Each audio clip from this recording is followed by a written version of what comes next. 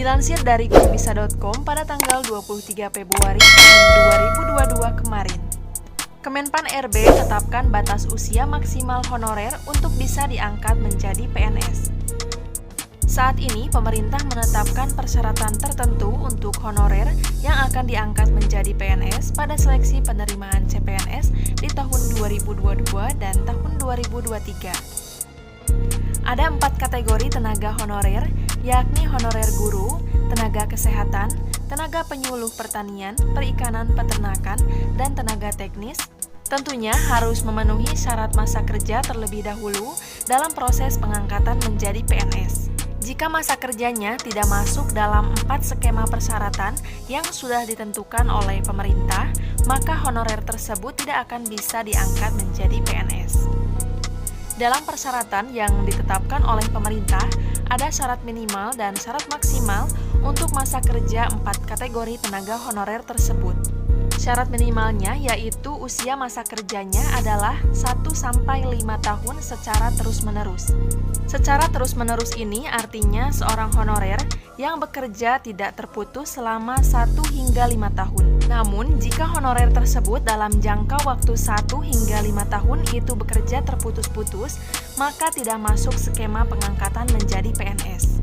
Sedangkan batas maksimal masa kerja seorang honorer untuk pengangkatan menjadi PNS adalah 20 tahun atau lebih secara terus-menerus.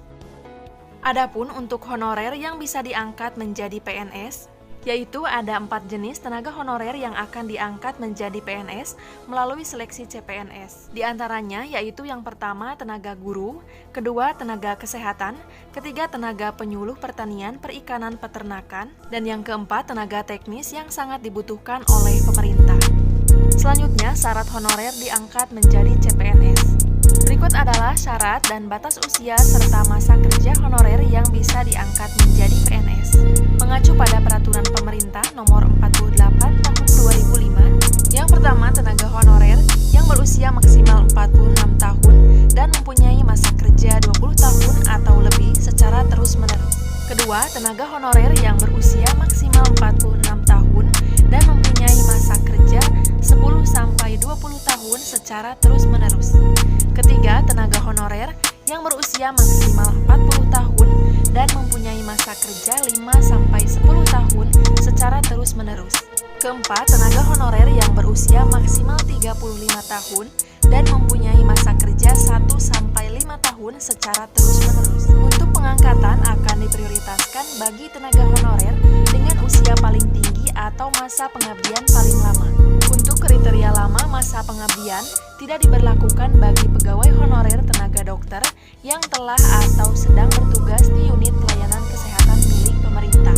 Selama mereka masih berusia di bawah 46 tahun dan bersedia ditugaskan di tempat terpencil minimal 5 tahun, maka ia akan diangkat menjadi CPNS atau P3K setelah lulus seleksi. Dalam PP Nomor 48 Tahun 2005 dijelaskan seleksi itu meliputi seleksi administrasi, disiplin, integritas, kesehatan, dan kompetensi.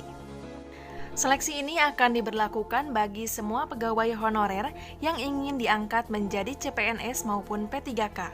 Selain itu, mereka juga wajib mengisi atau menjawab daftar pertanyaan mengenai pengetahuan, tata pemerintahan atau kepemerintahan yang baik. Dan untuk pelaksanaannya terpisah dari pelamar umum. Untuk daftar pertanyaan ini akan disusun oleh tim koordinasi tingkat nasional. Bagi Anda yang sedang menunggu jadwal seleksi P3K tahap 3 maupun seleksi P3K tahun 2022, sebaiknya persiapkan terlebih dahulu, salah satunya dengan cara memperbanyak latihan soal, dan sudah pernah saya bahas di video sebelumnya mengenai soal P3K tahun 2022 sesuai dengan kisi-kisi terbaru dari Kemenpan RB. Anda bisa melihatnya di link video di atas ini. Untuk informasi lebih lengkapnya mengenai rekrutmen CPNS dan P3K tahun 2022, sudah sering saya bahas di video sebelumnya. Anda bisa melihatnya di playlist info CPNS dan P3K. Supaya tidak ketinggalan update informasi penting lainnya, jangan lupa untuk mengklik tombol subscribe dan nyalakan tombol loncengnya agar mendapatkan notifikasi setiap saya mengupdate informasi. Semoga bermanfaat. Wassalamualaikum warahmatullahi wabarakatuh.